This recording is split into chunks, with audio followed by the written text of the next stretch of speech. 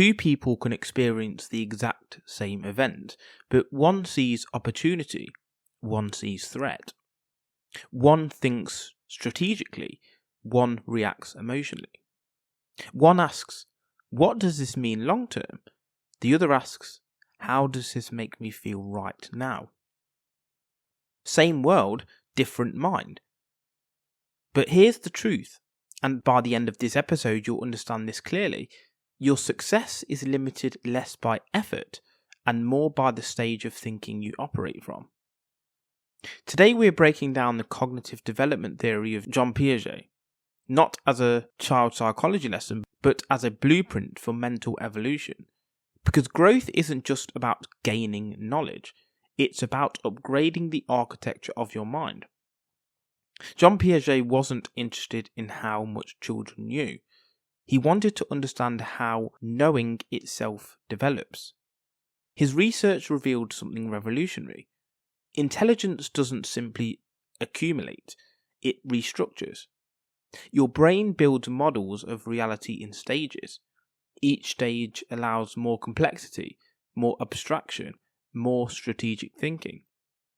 But here's the uncomfortable part. Not everyone fully develops into the highest stage of reasoning. Age does not guarantee cognitive sophistication.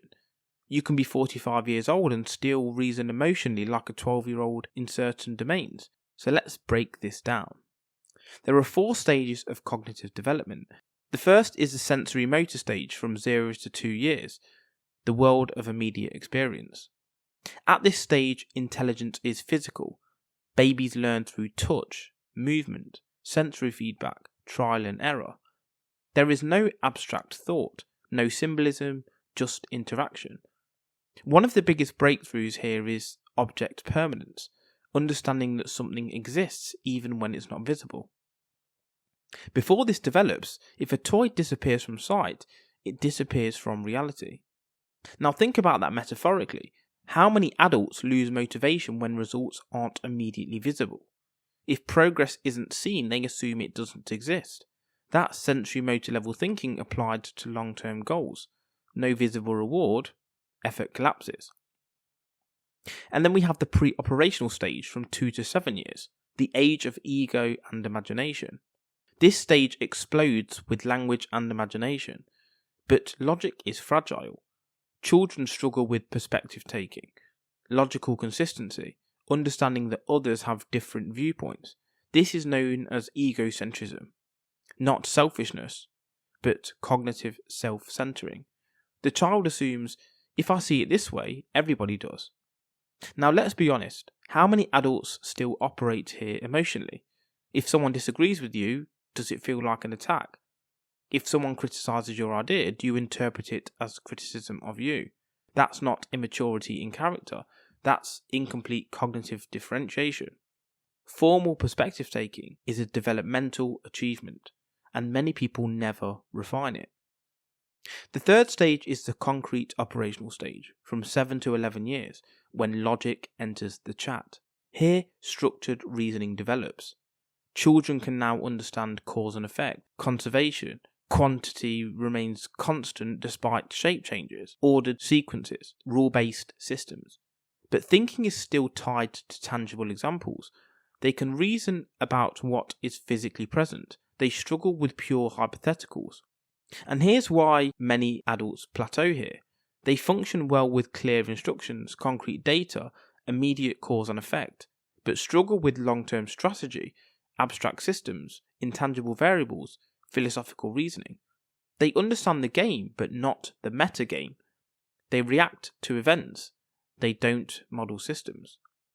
And the final stage is the formal operation stage, 12 plus years, the birth of abstract thought. This is where cognitive power truly develops.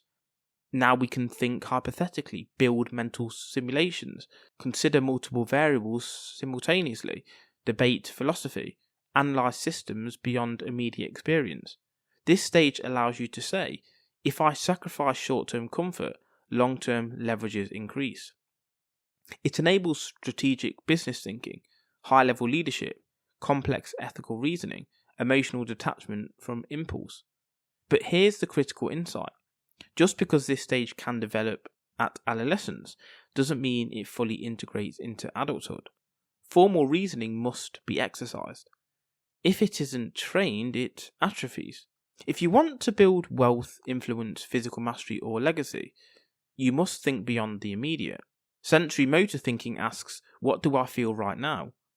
Pre-operational thinking asks, how does this affect me personally? Concrete operational thinking asks, what is happening?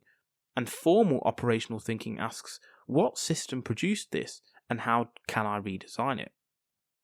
That's the difference between reaction and strategy, between employee thinking and architect thinking. Piaget also introduced two powerful concepts: assimilation, which is fitting new information into your existing framework, and then accommodation, changing your framework itself to fit new information. Assimilation is comfortable. Accommodation is destabilizing. Assimilation says, this confirms what I already believe, and accommodation says, I must upgrade how I think. Real growth demands accommodation, but accommodation threatens ego, and that's why people resist it. They would rather defend an outdated mental model than rebuild it. The hidden danger is developmental arrest. If you avoid complex thinking, if you avoid debate, if you avoid long-term modelling, if you avoid uncomfortable perspective shifts, you freeze development. You become intelligent in fragments, highly capable in one domain, emotionally reactive in another, cognitively rigid under pressure. True mental maturity means you can hold two opposing ideas without collapsing, detach emotion from logic, predict second and third order consequences, adapt your framework when proven wrong. That's not talent, that's structural thinking capacity. So let me challenge you. When someone disagrees with you, do you seek to understand or to win? Is it about who's right or what's right? When you face a setback, do you react or model the system that caused it? When presented with evidence against your belief, do you defend or reconfigure? Because your ceiling in life will mirror your ceiling in thinking. And most people don't fail because they lack effort. They fail because they lack cognitive expansion. Modern developmental psychology suggests that some adults move into post-formal thinking, embracing paradox, uncertainty, and complexity simultaneously. But Piaget gave us the foundation. Thinking evolves in layers, and evolution is not automatic, it's trained. So, are you upgrading your mind, or simply accumulating information inside an outdated structure? Because effort without cognitive evolution leads to frustration. But when your thinking becomes more abstract, more strategic, more adaptable, your decisions improve, your emotional control improves, your leadership improves, your life compounds. You don't just work harder, you think higher. And thinking higher is a choice. Remember, if you like this episode, please don't forget to follow, like, subscribe, and comment.